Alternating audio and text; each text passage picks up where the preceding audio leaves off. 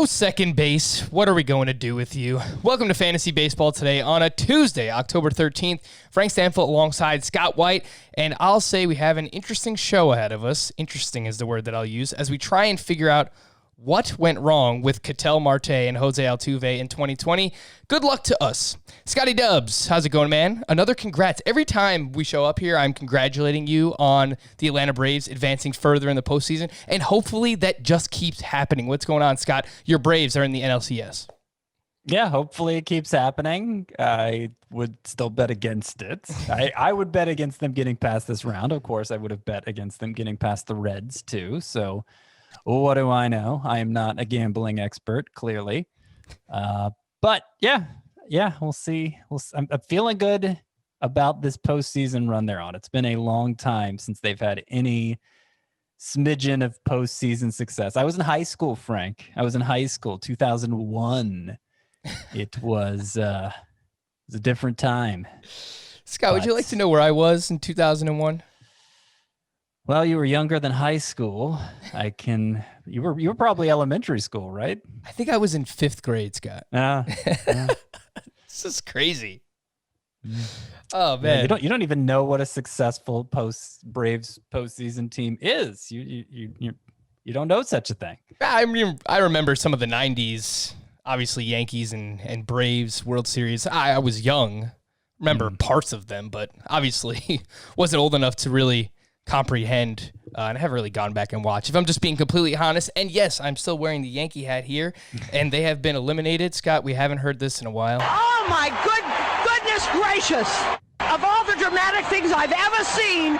Yep, you tell him, Susan. Wow, were you watching the game Friday when Aroldis Chapman gave up the go-ahead home run to Mike Brasso? It was the ultimate revenge factor, and honestly, Scott, it was a fantastic series of baseball. It was high-level entertainment, and I don't know that you could say that about every series of baseball, but I'm not even salty. The Rays are a really good team. They have awesome pitching, and they came up in the clutch, so I don't really have any complaints when it comes to the Yankees losing to the Rays. Yeah, now the Rays are up 2-0 on the Astros. Let's go. I'm sure every non-Astros fan is excited about. I got to admit, I kind of would like the Astros to keep going just for the chaos factor, but I think most people are rooting against them. I wouldn't mind them advancing to the World Series only if they got to face the Dodgers, because the Dodgers are the team. Like, come on. That stuff writes itself. Like, we should get the Dodgers versus the Astros. But as of now, we're recording this Monday night, October 12th, and it's not looking very good for the Houston Astros. So we shall see. I'll tell you what, it wouldn't be the worst thing if they lost to Tampa Bay either. Just from my perspective, I wouldn't mind seeing that. But Scott, were you watching the game live on Friday when Chapman gave up the home run? I wasn't. No, I wasn't. So I'm not going to say anything bad about Chapman, but it's now 2 years in a row where the Yankee season has ended with him giving up a home run in dramatic fashion. He doesn't really stand out amongst relievers anymore because there are so many relievers that throw high 90s. And like the Rays, for example, have 3 of those guys from the right-handed side. So Chapman's still very good, but he's not as dominant as he once was, and it's not because he's getting worse. It's because everybody around him is getting better. So we'll see what the Yankees do in the offseason. This isn't a Yankees podcast. No one cares, so I'm going to move on. Before we start with the second base position, go back to Tampa Bay just for a second, Scott. Randy Rosarina is quite the talk right now in the fantasy industry, and they have these early mock drafts going on. Thanks again to Justin Mason. There are 9 of these early mock drafts taking place right now. There are 15-team roto drafts, and the ADP is being collected by, I believe it's Smata Plays Fantasy. I'll find his tag on Twitter. But you could find the ADP at his Twitter page. And Randy Rosarina's ADP is 116, Scott. So people are getting excited about this postseason run. He's 15 for 35. He's batting .429 with 4 home runs, just ahead of Jorge Soler and Byron Buxton in these mock drafts. I mean, how much should we take away from just a really hot postseason run? He is a legit prospect, so we should take that into account. And we talked him up a little bit throughout the course of the season, but some early thoughts on Randy Rosarina. So where did you say he was going on average? 116, which is just ahead of Jorge Soler and Byron Buxton in terms of the outfield position. Yeah, so I mean, first of all, the facts. Heading into Game 2 of the ALCS, Rosarina, between the regular season and the postseason, he had 11 home runs in 95 at-bats. And I think like 3 steals too. So it's not like he was a zero there. He has a 95. His sprint speed is 95th percentile. It was this year, according to StatCast. So obviously, if you buy into him being a power hitter, the fact that there's some speed there, I mean, that would create some enthusiasm in 5x5 leagues, especially. I'm skeptical. Color me skeptical, Frank. This feels a little like Kyle Lewis last year, Shane Spencer, a couple decades ago. Shane Spencer. If you're just thinking the power breakthrough, I mean, you say he's a legit prospect. Baseball America had him 10th in the Cardinals situation, in the Cardinals organization. This was before he got traded to the Rays, obviously. 10th in the Cardinals organization coming into this year, behind guys like Elahuris Montero, Lane Thomas, who was like a 4th outfielder type for the Cardinals. Andrew, I don't even know how to say his name. That catcher, Knisner. If you can't say his name, probably guys who were not really feeling are impact players, and Baseball America ranked Rosarina behind all of them. 45 is what they gave him for power, a 45 grade. That is below average. And here he is hitting 11 home runs and 95 at bats. The plate discipline hasn't been very good this year. He was a pretty low strikeout guy in the minors, but it hasn't been very good this year. The launch angle wouldn't lend itself to big power, and he doesn't have a particularly good fly ball rate. I'm not the sort of person who likes to rule out anything for anybody, really. So if the price was right on Rosarina, I would be happy to buy in, kind of like Luke Voit 2 years ago when he had that crazy power run after getting traded to the Yankees and nobody really cared. Everybody was just sure it was a fluke. So if everybody was sure this was a fluke for Rosarina, I would flip right around and say, well, maybe it's not. Maybe we should invest in him late just to see what happens. But based on that ADP, I mean, that's not too much later than like Luis Robert was going this year. And that's too aggressive for me. What did you say that power grade was, according to Baseball America, Scott? 45. 45. Well, that was probably before they knew Rosarina contracted COVID, and while he was quarantined for a month, he only ate rice and chicken and did 300 push-ups a day. So I'm not sure that Baseball America was accounting for this. It's a crazy story, and I've read about it. I've heard them talk about it on the broadcast. Like 300 push-ups a day. Scott, how many push-ups do you think you could do in one go? In one go? Yeah. Like a day? Like if it was a day, I could probably do one on the hour, but real, like good push-ups, good push-ups. Like right now, if I was just like, Scott, get down and give me your max. Military grade push-ups, you're back in a perfect angle. Maybe 20. All right. I mean, that's not it's bad. It's been a long time since I've tried. I'm sure there was a point in my life when I could do 20. That's not bad. I'm probably around 22. It used to be better, but I'm out of shape at this point. But all of this is to say how impressive 300 push-ups is per day. It sounds unrealistic. And apparently, frankly, he put on like 15. He put on like 15 pounds of muscle throughout this. Yeah. Anyway, Randy Rosarina is mashing throughout the postseason right now. People are already getting excited in these early mock drafts. You've heard some crazy comparisons. The broadcast has talked about Kevin Cash calling him the Cuban Mookie Betts. People have compared him to Marcell Ozuna with speed. Kevin Kiermaier, his teammate, went as far as to say, quote, he's the best player on the planet regarding Randy Rosarina. So the hype is getting out of control, and I just wanted everybody to know that right now. He looks like a good player, but, going right around 100, I don't know if I can get behind that. All right, Scott.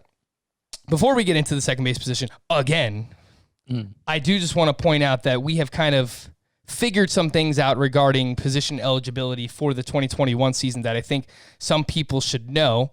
So if you'd like to explain what we are doing and how we are handling those positions, position eligibility for 2021, please tell us now. Yeah, I started pressing on the issue because I was, beginning to make rankings. Nobody wanted to think about baseball, fantasy baseball this time of year.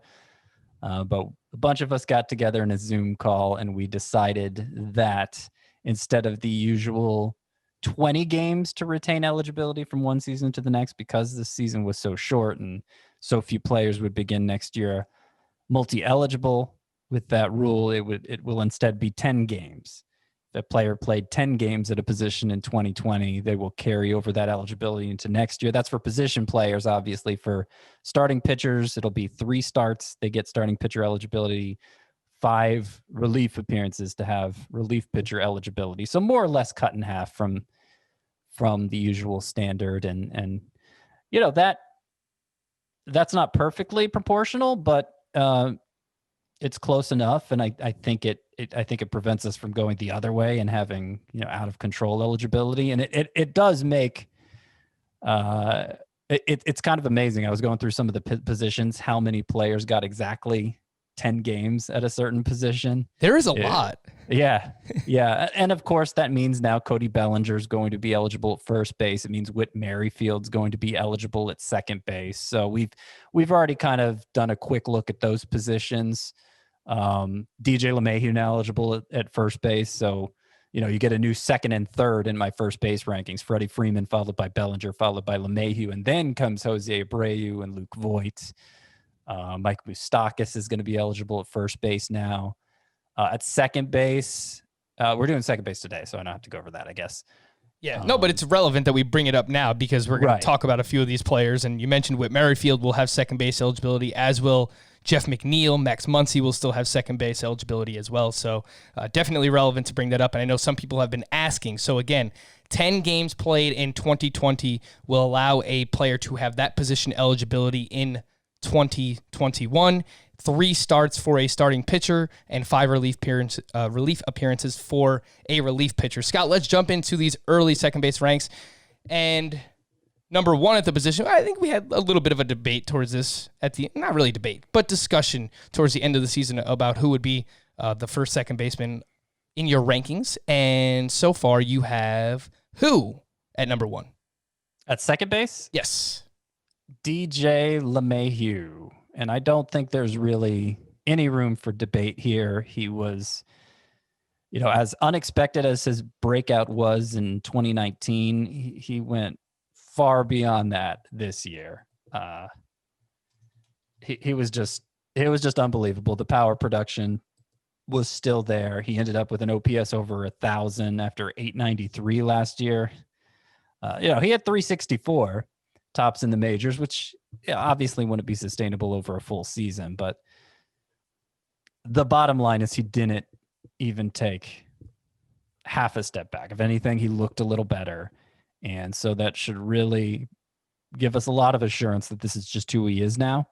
He's going to be a free agent this offseason. Of course, we'd like to see him go back to the Yankees. That park seems to suit him. And of course, batting at the top of that lineup would be good thing for anybody. But I think there's such a big gap between LeMahieu and number 2 here, especially given all the second basemen that underperformed this year, that it's just like, if there's anybody you're going to target for position scarcity reasons, I think DJ LeMahieu is the guy.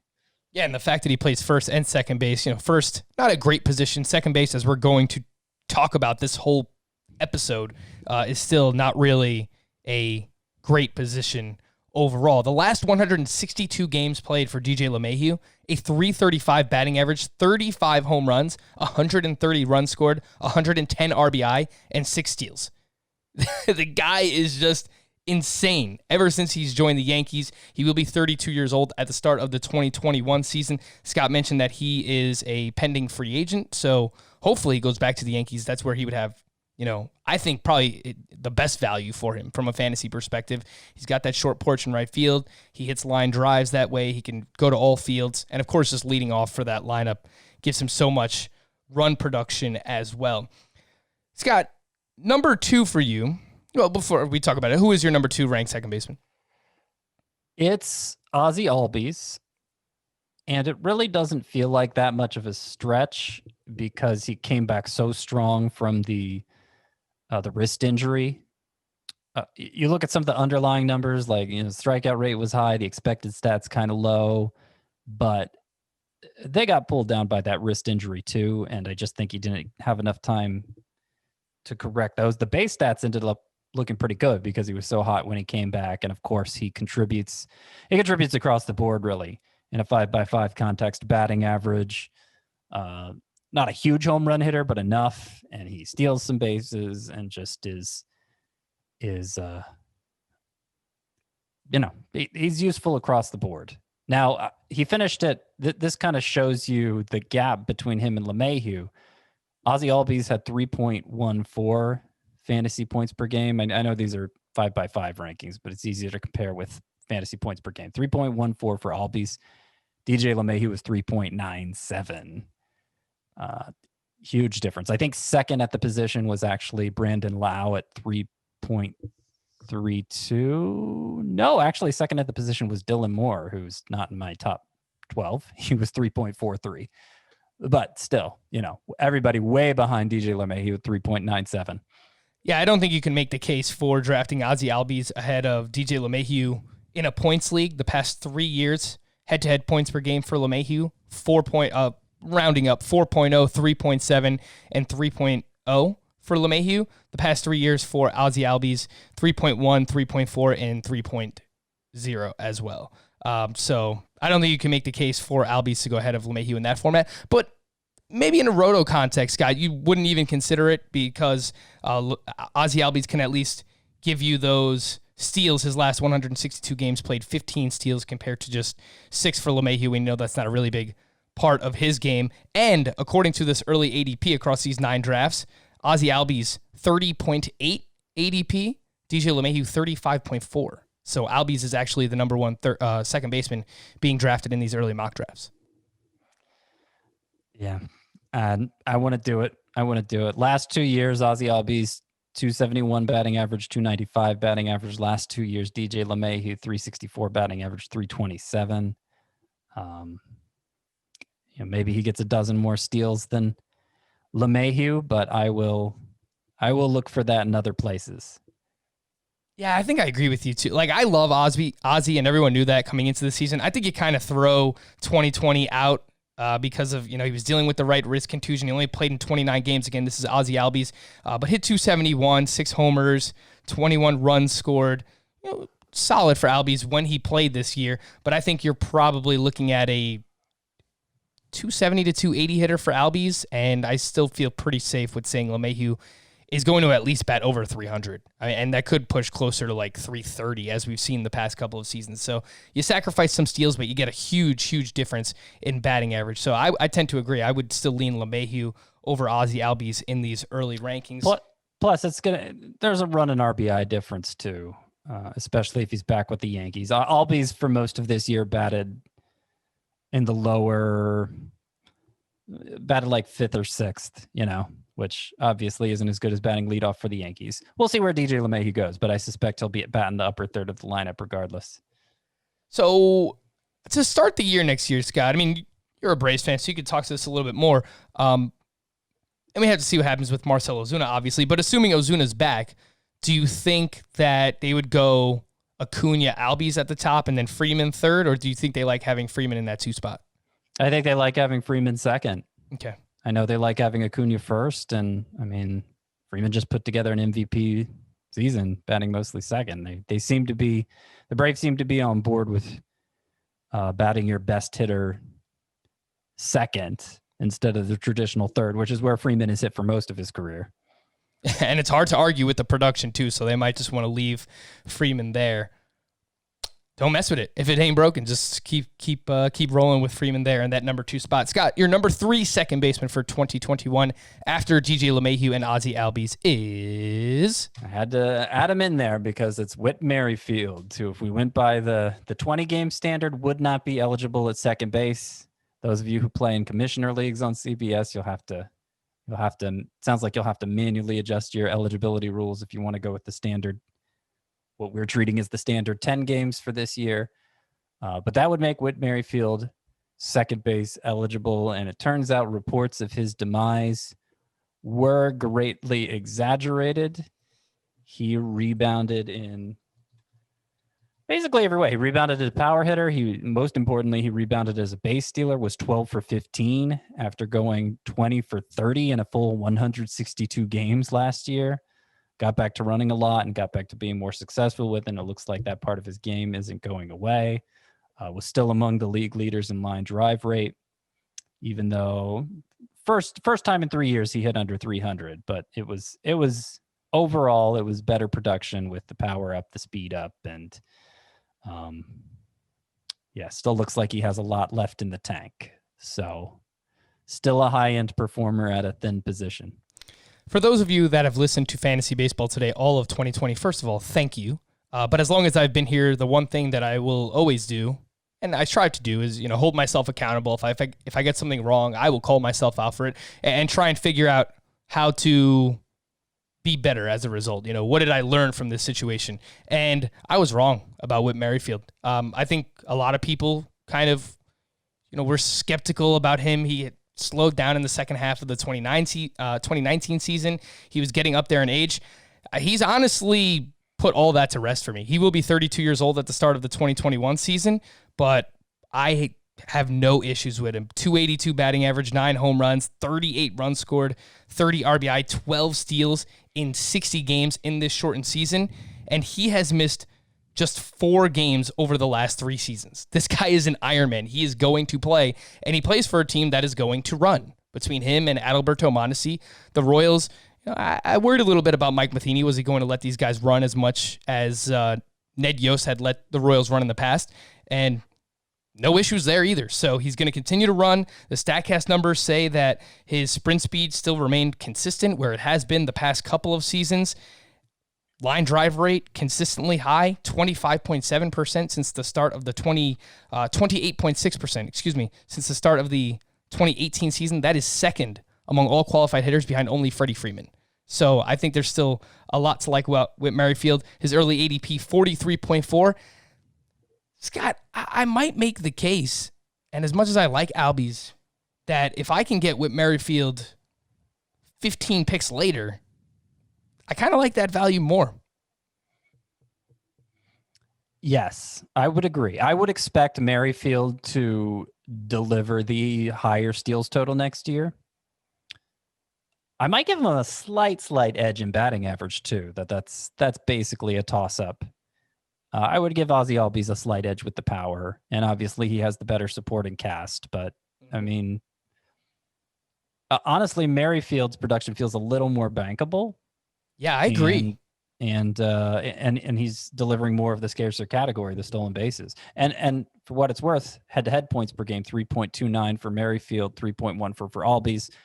If Albies was healthy all season, it probably would have been closer, but Merrifield was better than him in that format too.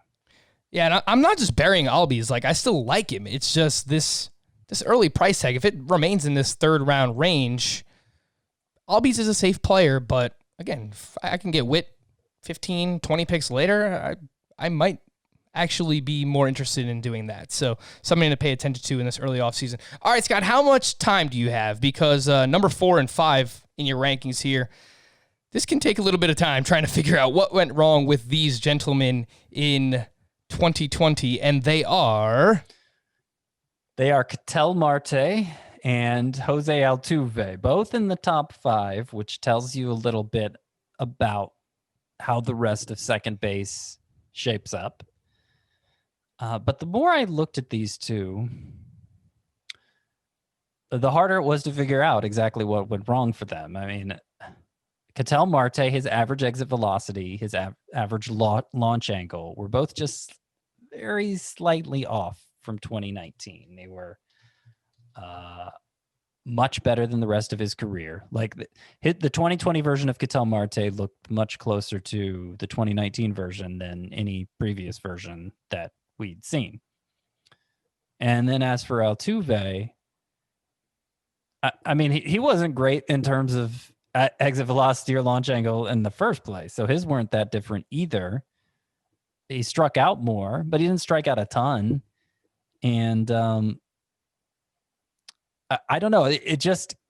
There weren't dramatic enough changes to either player's batted ball profile to support the idea of like a collapse here, a bottoming out, like we saw. And I know Katel Marte didn't get as much attention as the Aussie Albies one, but he had his own wrist issue over the course of the season. I remember before the start of the season, I don't think I'm thinking way back to spring training. I think I'm thinking of summer camp. He was hitting home runs then. He finished with 2, right? Katel Marte did. Yep. So I remember being encouraged by how he was performing in the preseason, thinking, all right, this guy's going to be fine. He had his own wrist issue, and maybe that explains his situation. With Altuve, you saw it throughout the Astros lineup. You wondered if they were just putting too much pressure on themselves to back up their claims that, it didn't really help them that much. The sign stealing scandal. There's a lot of talk about how they felt like they were being treated unfairly, which, whether or not you think it's right for them to say that seems to be how they felt. And you could understand how that would put pressure on you to baseball's a weird sport where the harder you try, the worse you seem to do, Yeah. And so we saw that throughout the Astros lineup. George Springer ended up salvaging his statistics, but Altuve, Bregman, a lot of the high profile hitters, Correa, they really underachieved during the season. And then, a lot of those guys, Correa especially, have come bouncing back here in the postseason. So the first and potentially only good thing that I'll say about Katel Marte is that when we're recording this, October 12th, it's his birthday. So happy birthday, Katel Marte. He turns 27 years old. And now for the bad, Scott. I don't want to completely bury the guy because he still makes a lot of contact. He struck out just 10.8% of the time. Again, this is Katel Marte. Yeah, more than ever this year, yeah. But it seems like one of these things is not like the other. And it's that 2019 season. And there was a juice ball in 2019. You look at his OPS over the past 5 seasons, starting in 2016 for Katel Marte, 610, 740, 768, 981, 732. His home run to fly ball ratio went from 19% in 2019 to 3.8%. Now, is that all juice ball related? Does it have to do with his wrist injury that, he couldn't lift the ball with power? Potentially, but I don't know that I'm going to want to pay the price in 2021 to find out. And as of now, that price is a 7th round pick for Katel Marte, which is not egregious, but his early ADP in these mock drafts is 78.2 across these 9 drafts. But it just seems like 2019 was the clear outlier. So I'm a little bit more skeptical of Katel Marte. And then Jose Altuve. Well, go ahead. You can speak on Katel Marte if you want to. Just I don't know that I'd pay a 7th round price tag for Katel Marte either. Okay. Part of the reason I rank him 4th is because I have to rank somebody 4th. And while there may appear to be more obvious candidates, there's really not. It's a bad position. There's 2 specifically that might seem more obvious: Kevin Biggio and Brandon Lau. But they have some pretty big red flags that I'm not terribly motivated to rank them this high either. And we'll get to that soon, I'm sure. But I don't know that I want to, I have to rank somebody 4th. I would probably want a bigger discount for Katel Marte too. But I think there comes a point where the upside there is worth pursuing over, over a lot of other options you could get at second base. And remember, he had a pretty, his final 4 months of 2019 as well were pretty impressive. No, 2018 is what I meant to say. Yeah, it was heading into the 2019. Yeah, he started to break out in the second half of the 2018 season, heading into the 2019 season. The final 4 months of 2018, so the final 2/3 of the season, he had 13 home runs, which, obviously wasn't the pace he performed at in 2019, but,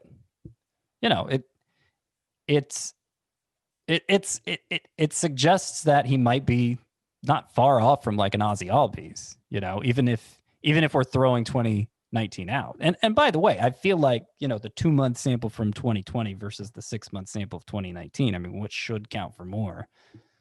I think I understand the reason for, I understand why there's a lot of skepticism for Katel Marte now. I think it's fair, but I think it's too soon to conclude that 2019 was a fluke. I think there's evidence that suggests there were other issues he had in 2020, and I don't think it's as clear as he was this guy for this 1 year, and then the year after he was the same as he was the year before. For what I pointed out, I mean, average exit velocity, average launch angle were both closer to 2019. Yeah, I wouldn't call it a fluke, and that's probably not fair, but it might turn out to be a career year. We just don't know yet. Obviously, He's still in his prime at 27 years old, but I would probably bank on him not approaching a near 1,000 OPS again. Maybe he can get that back over 800, maybe even approach 900, but that's just something we'll have to see in 2021. And Jose Altuve, I mean, I had him as a bust entering the season. I saw some things with the plate discipline that I didn't like in 2019, the strikeouts starting to climb a little bit, the walk rate coming down, so plate discipline starting to slip. He had dealt with some knee injuries the past couple of seasons, some hamstring injuries. He wasn't really running anymore, so I was worried about those things with Altuve. And then we had this cheating scandal that happened in the offseason, and I heard the broadcast talking about this, and we can't really quantify something like this, but apparently, like, they talk about him being a sensitive guy, and that all this criticism could have gotten to him throughout the course of the season, and it just seems like he wasn't the player that he had been basically his whole career in 2020, because he hit 219, he had a career high 18% strikeout rate. He was chasing more pitches than ever before, a 250 BABIP batting average on balls in play. He was a career 334, and this season he was 250. So it's just really hard to figure out what to make of Altuve. I will point this out, Scott. He hit 135 against breaking pitches in 2020, which, okay, that might have been something that was affected by some trash can usage, some cheating scandal. But what do you make? What do you make of Jose Altuve? Like, who is he at this point in his career? What do you make of 2020, if anything? Because he's performing well in the postseason now. He's like 9 for 31 with 3 home runs. Yeah, I'll just sum up what I said, because that, like, I don't know. I don't know who he is anymore. But I know who he has been for a very long time, like a lock at the top of the second base rankings. And I know that the underlying data doesn't support the big drop-off that we saw this year. So, if he had just done this over a full 6 months, it'd be a different story. But over 2 months, particularly after a tumultuous offseason, yeah, I'm going to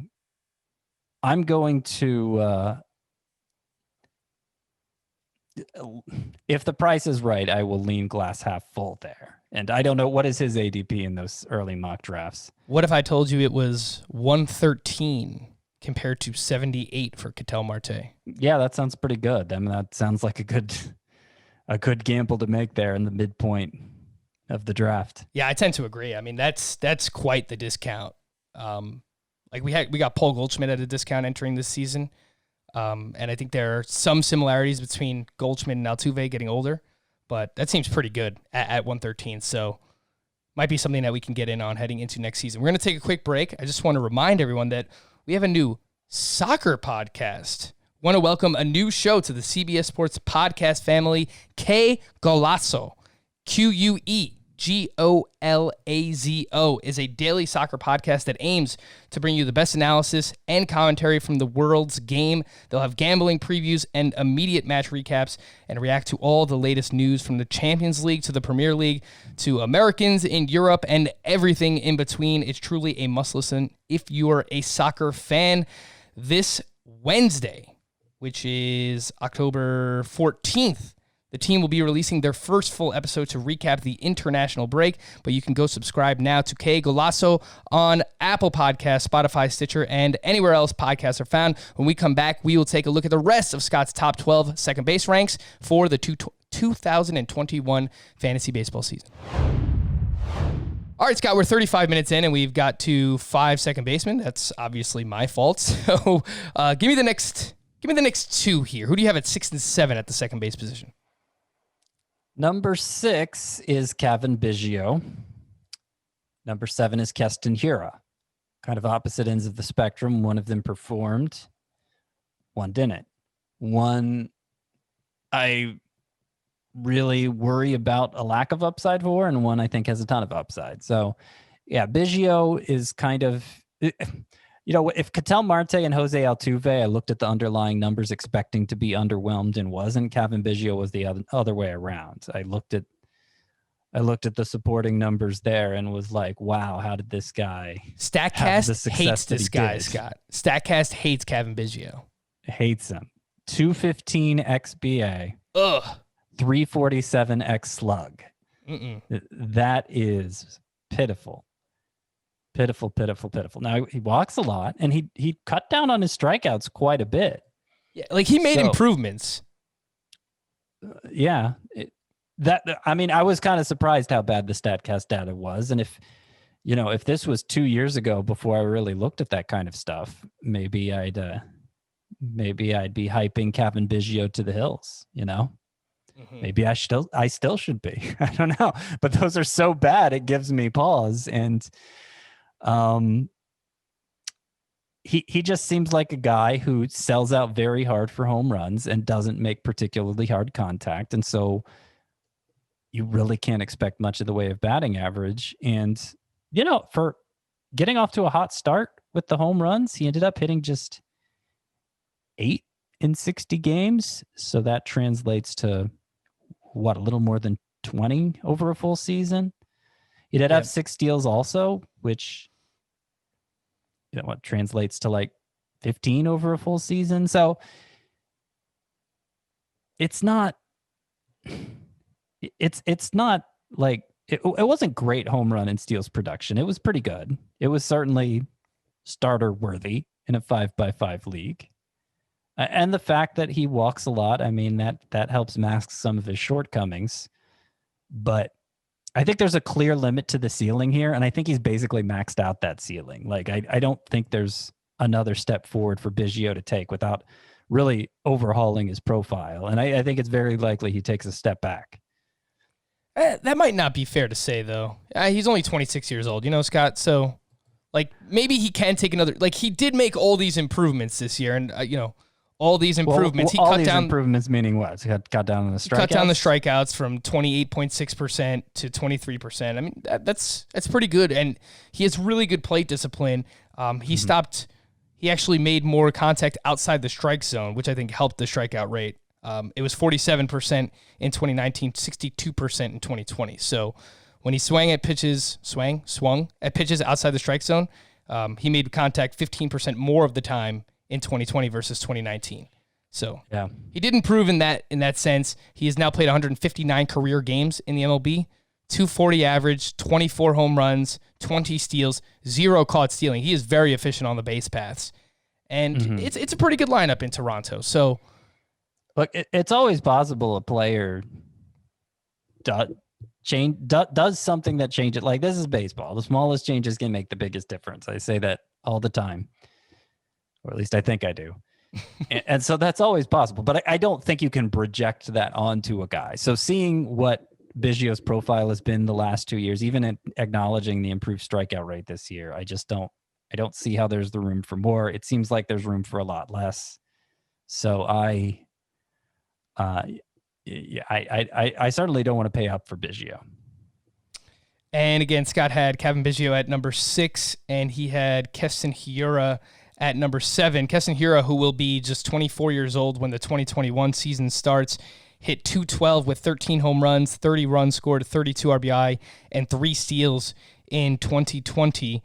His first 143 games for Keston Hiura, 32 home runs, 12 steals. So, look, the power speed combination is enticing, but Scott, this strikeout rate for Keston Hiura is very, very worrisome. Nearly 35% strikeout rate was fifth highest among qualified hitters, and his 20.3% swinging strike rate was second among qualified hitters behind only Luis Robert. So that kind of plate discipline, it does worry me about Keston Hiura. So there were my two biggest thoughts on Hiura coming into this season is, okay, looking at his minor league track record, his strikeout rate is likely to improve.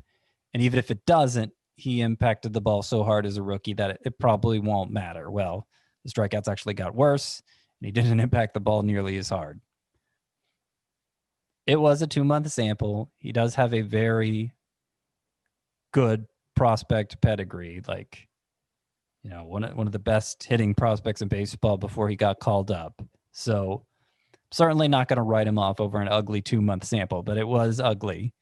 And it's I'm sure I'm not going to enter next year with a lot of confidence in Hiura. I think it's worth devoting your second base spot to his upside. I have him seventh. So, clearly it's very likely I'm the one who ends up doing it if I have him as my 7th ranked second baseman, but it won't be with a lot of confidence. That's basically it. Yeah, the quality of contact came down tremendously for Keston Hiura too. So not only was he striking out more, but when he was making contact, the average exit velocity went from 91 miles per hour in 2019 to 87. So that is a huge drop in quality of contact for Hiura. His early ADP is right around 70, so that's the 6th round of a 12-team league. Biggio is that sounds like about where he was going this year. What the heck? What was it this? Let me look at it.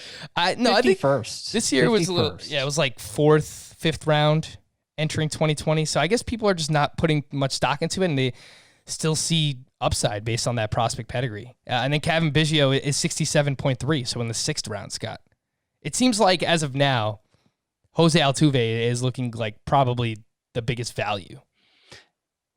Yeah, it seems like I'm the weirdo ranking Marte and Altuve ahead of Biggio and Hiura, which means I'm probably going to have a lot of Marte and especially Altuve. Of course, this is 9 drafts we're talking about here. Yeah. After most of these people, I doubt they've gone that in depth because, most of these people double dip with football and they're most of their attention is probably on football right now. But I suspect when they take a closer look at that might play out a little differently. Scott, you have Max Muncie at number 8 in your second base ranks. We spoke about him a little bit on our first base preview, so you could go back and listen to that. But who do you have just behind Max Muncie, let's say at number 9 and 10 in your second base ranks? 9 is Mike Moustakas, and 10 is Jeff Mcneal. For what it's worth, Mcneal and Muncie both would not be second base eligible if we hadn't lowered it to 10 games. So it helps having them at this position. McNeil's a really weird case because there was some skepticism about his power breakthrough in 2019 coming into this year. He ended up only hitting 4 home runs. He hit them in 4 consecutive games in early September, and no home runs in any of the other games. So that was weird. He still looks like a really good contact hitter. And yeah, I don't know. I don't know where he stands as a power hitter now. Like, it's not like last year was the first demonstration of power ever from Jeff McNeal. He had a pretty good power breakthrough 2 years ago in the minors before his call up. So I think there's a good chance he can be a 20 homer guy still over a full season, but there's obviously more doubt about that now than there was coming into 2020. And as you know, if he ends up being kind of a more expensive version of David Fletcher, that's going to be disappointing, obviously. Yeah, for Jeff McNeal. Continue, Scott. As for Moustakas, who I actually rank ahead of Mcneal, it might be flipped in a points league. I haven't decided for sure yet. But Moustakas seems like he was Moustakas. We just got the worst outcome of Moustakas instead of the best outcome for Moustakas. But he looked like he was the same player. Maybe over 6 months, those numbers would have normalized a little. He's a guy who doesn't have a particularly wide range of outcomes, but when he ends up hitting more like 230 than 260, that's how it goes. And that's how it went in 2020. But I think Moustakas is fine, just not terribly exciting, but fine. Yeah, and I would say just the biggest difference between Moustakas' 2019 and his 2020 was his strikeout rate. So career high 22% strikeout rate this past season in only 2 months, while he was also dealing with a quad injury, so he was on and off the IL throughout the course of this abbreviated season. But the previous 2 years, that strikeout rate was at 16.8% in 2019 and 16% in 2018. So that's, if he's not striking out that extra 6%, then we're probably seeing him closer to that 250 batting average where he is routinely at. And still really good ballpark to hit in Cincinnati for Mike Moustakas.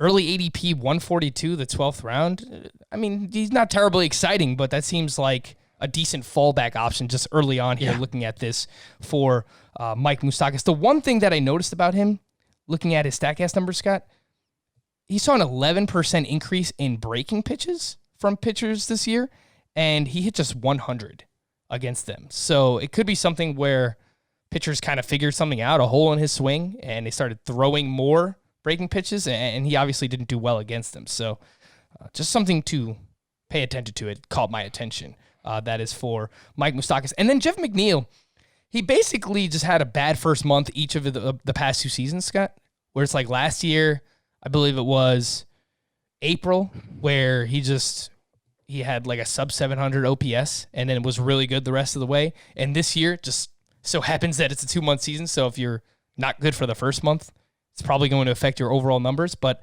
the last 162 games for McNeal, 310 batting average, 26 home runs, 91 runs, 87 RBI, 5 steals. It's a pretty good player. Jeff McNeil. And he'll be 29 years old at the start of the 2021 season. So I don't think either one of these guys are exciting, but they're fine. I feel like McNeil has the higher ceiling. If he gives you, if he is a true power hitter, I mean, like a 25 homer guy. Yeah, I mean, if he hits 2025 with close to 300 batting average, yeah, I mean, that's right. He's pretty probably valuable. Be competing for a batting title if he gets that many free hits on balls out of play, to boost his batting average. Moustakas, we know what Moustakas is, and like I said, it was the worst version of Moustakas in 2020, but it was still very Moustakas-like. All right, Scott, so let's round out these top 12. To this point, your top 10 second baseman, DJ LeMahieu, Aussie Albies, Whit Merrifield, Katel Marte, Jose Altuve, Kevin Biggio, Keston Hiura, Max Muncie, Mike Moustakas, and Jeff McNeil. 11 and 12 in your rank, Scott. And I don't know, based on this early ADP, you might have to defend this number 11 second baseman, Scott. Who is it? It is Brandon Lau.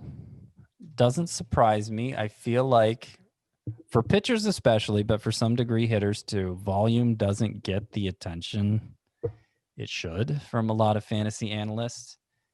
Fact of the matter is Brandon Lau was a platoon player for most of September, sitting against almost every left-hander the Rays faced. And he didn't deserve to based on the splits. It's kind of like Max Muncie when he was first breaking through. So weird, yeah. He had an 1137 OPS against lefties, Scott. It's crazy. Yeah, it's pretty good, right? Yeah. Yeah. So I'm not sure why the Rays decided to do that. It was a very uneven 2 months for Brandon Lau, where he was dreadful for the middle portion of the season. He kind of like Biggio, greatly improved the strikeout rate. So I'm encouraged by that. The expected stats, I think they back up. I got to pull up the profile here, but I think they more or less back up how he produced, right?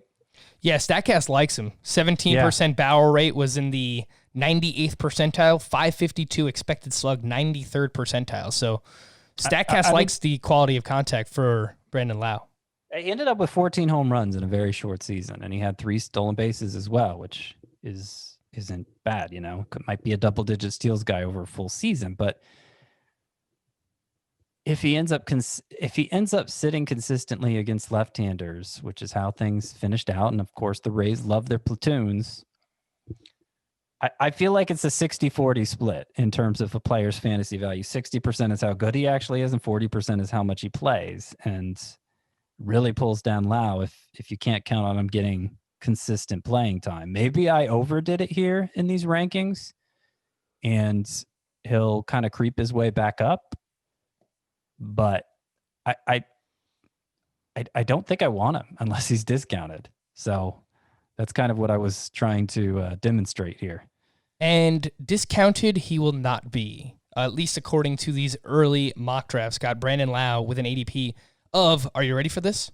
59.8, which is a borderline 5th, 6th round pick, going ahead of Gleyber Torres, who does not have second base eligibility anymore, but going ahead of Kevin Biggio, Keston Hiura, Katel Marte, Max Muncie, Jose Altuve, all names that Scott has ahead of Brandon Lau. And this early ADP, Lau is going ahead of them.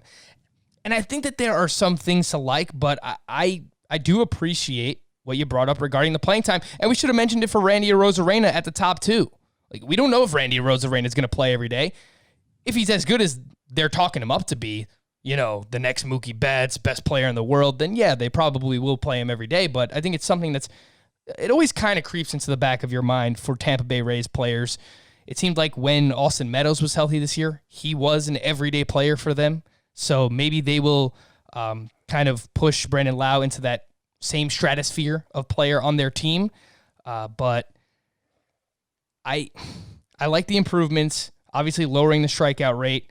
Last 162 games for Lau, 262 batting average, 34 home runs, 101 RBI, 8 steals from a second baseman. So there's a lot to be excited about, and StatCast likes him, but that price tag is pretty massive, Scott. Yeah, I was just reading what I wrote for him in my column showing my top 20 at second base, and I said I might rank him as high as 3rd at second base. Probably should say 4th now that Whit Merrifield is eligible there, but that's how high I'd rank Lau if not for the playing time concerns. Yeah, I'll need some assurances from the Rays, I think. And you mentioned how streaky he is too, Scott. I think that kind of lends itself to maybe what format you want to draft him in.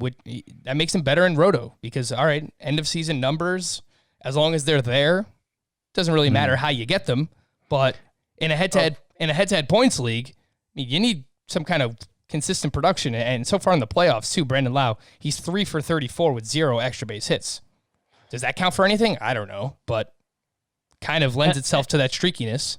And I gotta think that distinction there between points or head-to-head in a Roto league is kind of overrated anyway, because you set your lineup every week in a Roto league too, and I don't know about you, but if a guy's really just a black hole in my lineup for a few weeks in a row, I'm probably getting an itchy trigger finger there and moving him out of the lineup. And so you can't, you gotta trust yourself if you want to play that, okay, well, the end numbers I'm sure are going to be fine. You have to trust yourself to keep him in that whole time, or else you're going to miss out on some of those end numbers. Yeah, no, it's true. And, he could be on your bench when he has a 3-4 homer week. And then, that doesn't obviously count towards your Roto standing. So it's a good point that you bring up there. Scott, number 12, old reliable, worth rounding out your top 12 second baseman here. Robinson Cano, who I would rank higher than 12th if he wasn't going to be 38 next year. He had a pretty incredible season. After I think most people were off of him coming into the year, decided he was already too old. He had a down numbers in 2019, obviously, but the underlying numbers and like how hard he impacted the ball, the strikeout rate, they all still look good. They all suggested that maybe the decline, we were making too much of it for Robinson Cano. And then he bounced back this year with an 896 OPS, batted 316, missed some time with an injury, still hit 10 home runs in 49 games. But part of the issue here with Cano is he was so hot early on that by the time everybody got on board, got him in their lineups, he kind of let them all down. He had a 721 OPS in September and finishing with an 896 OPS. That shows you how hot he was there at the start of the season. So, only 2 months to work with. Who knows what to make of it? I think he's pretty good still, but that's asking the month of August 2020 to do with the heavy lifting there, and he's going to be 38 next year. So I certainly wouldn't want to pay a premium for Cano. I'd be fine settling on him if just the value never lined up for me to take one of these other second basemen, most of which have some pretty big concerns in their own right. Yeah, and if you're looking for value, Scott, 197.8 is the early ADP here for Robinson Cano. So other people worried about him as well. 38 years old by the time the 2021 season starts. So I think there is a little bit of concern there. Tumultuous past couple of seasons for him, suspended for the PEDs in 2018. Then he got hurt in 2019 and obviously bounced back this year, but it was only for 2 months. So, all right, how much are we actually putting into it? And it seems like most people are not putting much into Robinson Cano's 2020 StatCast numbers. Still pretty good. 301 expected batting average, 487 expected slug. So could be a potential fallback option for people next season. A few names that just missed the cut. Tommy LaStella, Jake Cronenworth, who are just outside your top 12. They got moved down because of some of these new additions, because of the position eligibility. You can read about those on the site. Scott wrote about his top 20 second basemen so far. And I will mention that Nick Madrigal also just missed that cut too, but he had shoulder surgery and will need 5 to 6 months of recovery, which brings us right around March, April. Still somewhat excited about him, obviously, for speed and batting average, but just keep that in mind when it comes to Nick Madrigal. It's, pretty severe injury, and we've seen that affect hitters' production, specifically when it comes to shoulders, that first season back, Scott. And a couple other slot ahead of him because they now have second base eligibility, and it didn't look like they would at first. So so basically 13 through 16. I go Tommy LaStella, Jake Cronenworth, then Chris Taylor, David Fletcher, and then Nick Madrigal. So, I mean, yeah, it's Madrigal and Fletcher are pretty close. I think they're pretty similar. The big question is, Madrigal, will he end up running a lot or will he end up running a little? He didn't run that much the little bit we saw of him. And of course, now it's pretty easy to slot him behind Fletcher with that shoulder issue. Taylor's going to be interesting because Enrique Hernandez is a free agent. Taylor has just 1 year left. He was playing a lot to close out this season and did pretty well. So I think he might be somebody I'm pretty invested in, Chris Taylor, next year. We'll see how the offseason goes for the Dodgers, of course, but looks like he's lined up for a big role for them next year and will be dual eligible, second base, and shortstop. Might even have outfield. Not sure about that. I'll have to check that. And will they finally turn Gavin Lux loose, too, is something we'll have to pay close attention to because we've been waiting and waiting and waiting, but it seems like for whatever reason, the Dodgers, they're trying to compete. They're trying to also develop players at the same time, so I understand, but it just seems like we've been talking about this guy forever, and they just won't give him everyday playing time for whatever reason. Again, that is Gavin Lux. Scott, if you had to just choose one of these names based on some of the early ADP that I've told you, who can you see yourself drafting based on the value? I mean, Altuve seems pretty enticing there for the price. I agree. Altuve and what did you say Moustakas was? 142. Yeah, Moustakas sounds like a good deal. Cano sounds fine. Like he sounds like the ultimate fallback option. Those sound like the second baseman I'm going to be most invested in, unless it just lines up for me to get LeMahieu or Merrifield at the right spot. Yeah, Merrifield could be interesting too if you get him in like the 4th or 5th round if other people are shying away from him once again. What do you guys think? Let us know. Email us in fantasybaseball@cbsi.com. Let us know what second baseman you're looking at. Leave us a comment on our YouTube page, youtube.com/fantasybaseball today. For Scott White, I am Frank Stanfield. We'll be back again on Thursday with our third base preview. I may or may not have already selected a special guest, so you'll just have to wait and see. For Scott, I am Frank. Thank you all for listening and watching FBT. We'll be back again on Thursday. Bye-bye.